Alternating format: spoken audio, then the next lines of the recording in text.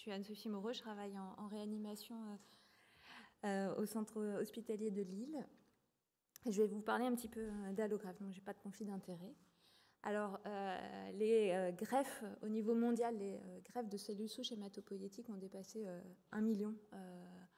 À partir de 2012, quand on parle de greffe, c'est tout ce qui peut être réinjection de cellules souches ou de moelle osseuse. Et quand on regarde en 2012, c'est des données mondiales sur une étude rétrospective de très vaste ampleur qui nous montrait qu'on avait 120 000 allogreffes dans le monde en 2012.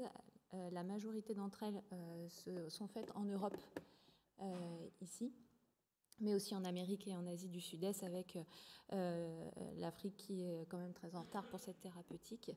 On a une augmentation constante du nombre d'allogreffes réalisées à l'échelle mondiale et aussi en France, puisqu'on voit, malgré une stagnation entre 2014 et 2016, toujours une augmentation du nombre d'allogreffes, que ce soit apparenté ou non apparenté. Ce sont des données de l'Agence de biomédecine, donc des données nationales. Et donc on voit que l'âge moyen des receveurs est en augmentation, puisqu'en 2007, il était de 38 ans. Il passe maintenant à 46 ans. Et ça, c'est à mettre en parallèle d'un nombre de greffes pédiatriques qui a diminué de moitié sur la même décennie. On a parallèlement à tout ça un développement des greffes haploïdentiques, donc c'est-à-dire avec un parent du premier degré, donc une compatibilité qui n'est que de 5 sur 10, grâce à une amélioration des conditionnements, et qui maintenant compte pour environ 20% des allogreffes réalisées en France et ont même dépassé les greffes de sang de cordon ou les greffes non apparentées avec un mismatch. Ce développement des greffes haploïdentiques a pour but de faire face au manque de donneurs compatibles 10-10. Alors la mortalité liée à l'allogreffe, la mortalité liée à la procédure reste cependant élevée.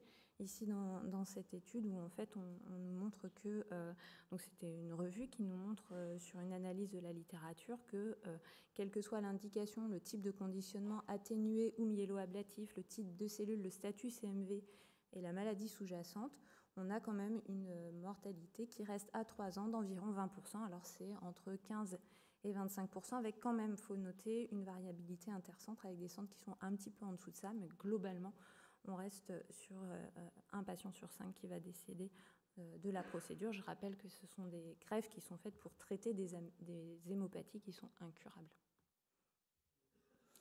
Les causes de décès dans les 100 premiers jours, c'est le premier graphique, sont pour un quart d'entre eux liés à la rechute de la maladie initiale, mais surtout aux complications donc, de ces greffes qui sont l'infection, la défaillance respiratoire, la GVH ou un large quart qui est étiqueté sous le terme autre, mais qui est probablement lié à l'association de défaillance d'organes suite au conditionnement, à la GVH, aux infections notamment virales, aux traitements utilisés. En fait, on va avoir une agression globale de tout l'organisme qui peut amener à la défaillance multiviscérale et aux admissions en réanimation.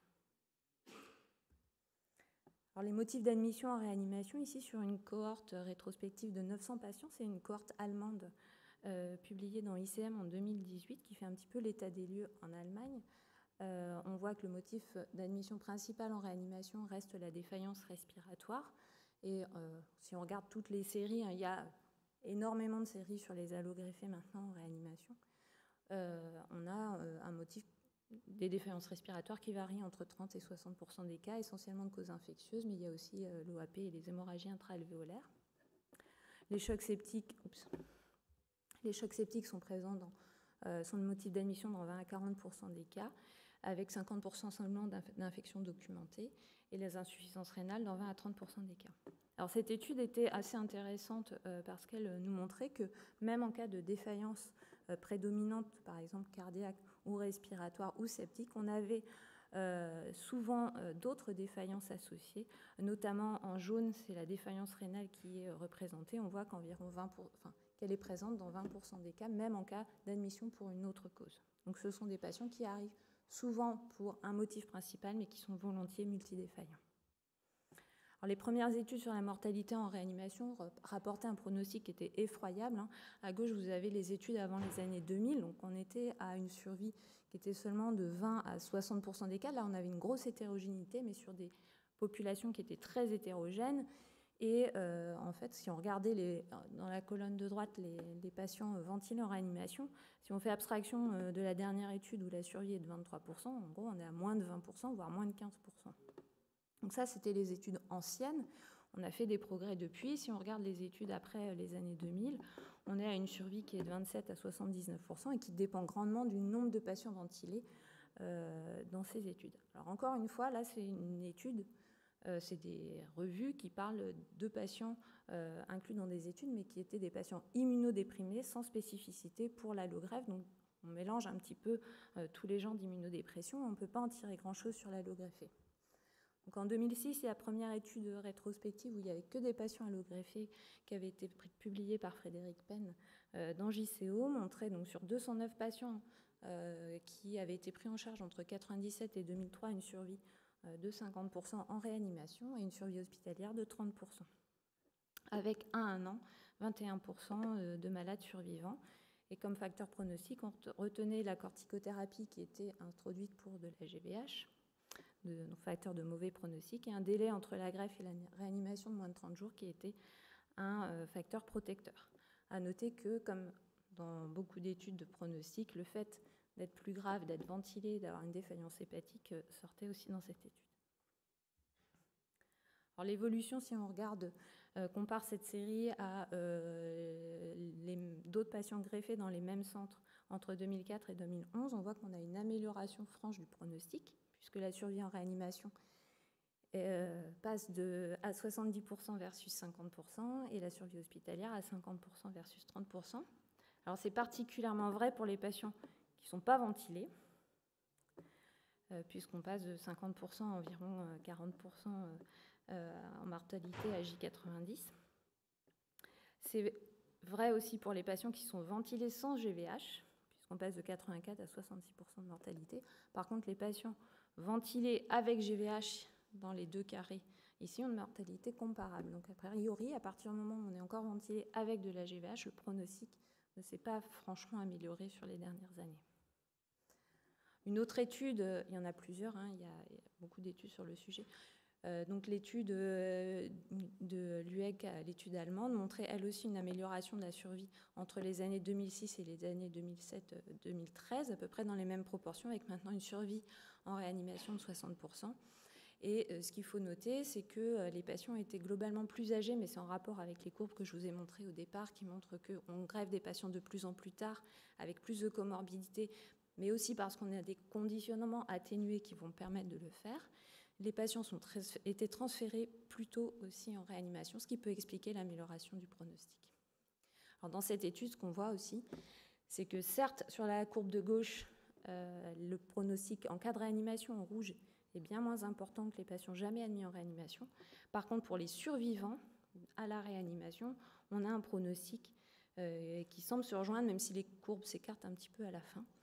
Et ce qui est regardé dans cette étude, c'était sur la courbe de droite, la mortalité en fonction du moment où le patient est admis en réanimation. On a un impact beaucoup plus important d'une admission en réanimation dans les premiers jours de greffe que plus à distance, au-delà de 6 mois ou au-delà d'1 an.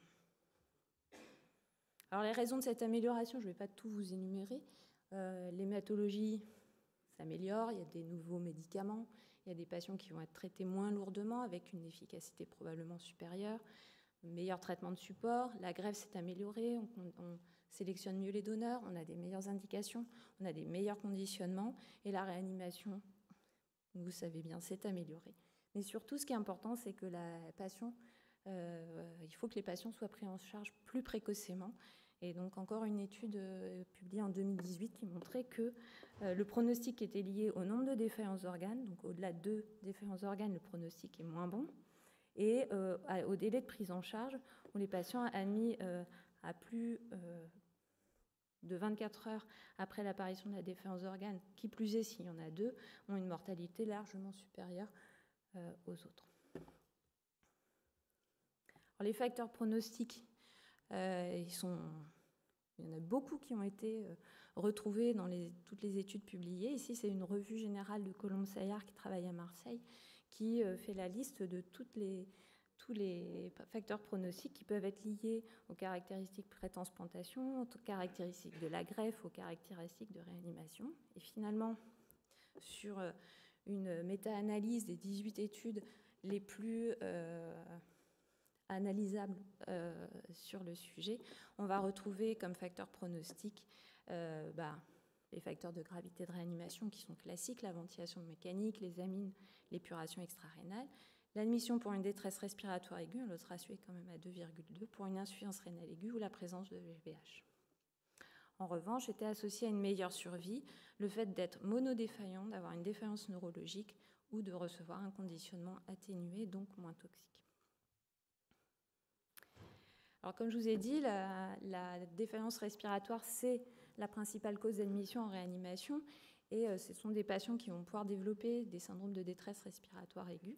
Donc ici, c'est sur une série rétrospective de la Mayo Clinic entre 2005 et 2012 qui avait regardé, donc ça mélange allogreffé et autogreffé, mais si on regarde les patients allogreffés dans la colonne de gauche, on voit que donc il y a quand même 400 malades.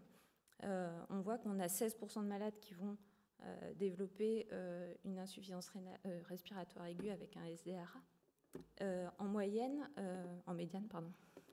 55 jours après l'allogreffe, ils sont dans 80% des cas sévères, avec une mortalité hospitalière qui est de 72%. La mortalité en réanimation est d'environ 50%. Donc c'est grave, ce qui a amené certaines équipes à proposer l'ECMO chez ces malades-là.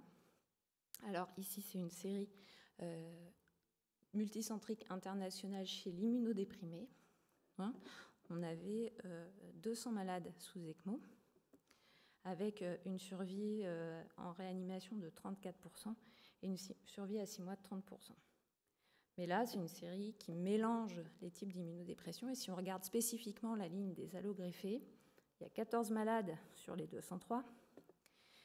Et sur les 14 malades, il n'y en a qu'un qui survit en réanimation. Donc, ce n'est pas terrible. Ce qui a été confirmé par une autre étude incluant pour le coup que des malades allogreffés. Il y avait 37 malades entre 2010 et 2015 qui présentaient un SDRA sévère avec un P sur F inférieur à 100. Sur ces 37 malades, on avait 7 survivants. Ce qu'il faut regarder, c'est que les patients qui survivaient avaient volontiers autre chose qu'une leucémie aiguë, donc un lymphome, un syndrome myélodysplasique. En tout cas, les patients avec leucémie aiguë étaient plus souvent non survivants. Les survivants avaient moins d'immunosuppresseurs dans le cadre de la greffe, donc c'est des malades avec qui on avait pu baisser l'immunodépression, et surtout, c'est des patients qui étaient admis 485 jours après leur allogreffe, donc des patients très tardifs. On a vraiment un mauvais pronostic des malades qui sont admis précocement pour une ECMO en pleine période d'aplasie après une allogreffe. Donc en conclusion, on a une amélioration de la survie en réanimation malgré des patients qui sont plus âgés, avec une survie hospitalière qui est environ de 60 à 70%, ça dépend un petit peu des études, et qui est surtout liée à la précocité de prise en charge. L'insuffisance respiratoire reste la principale cause d'admission, mais il faut noter qu'on a des résultats très décevants de l'ECMO dans ces contextes-là, d'autant plus si c'est précoce par rapport à la greffe, que le nombre de malades allogreffés est en augmentation, mais avec des TRM qui restent élevés. Alors il y a des choses qui sont faites pour évidemment essayer de la baisser au maximum, et notamment qu'on va évoluer vers d'autres techniques d'immunothérapie que l'allogreffe, et je laisserai Nicolas Boissel vous expliquer tout ça. Merci beaucoup.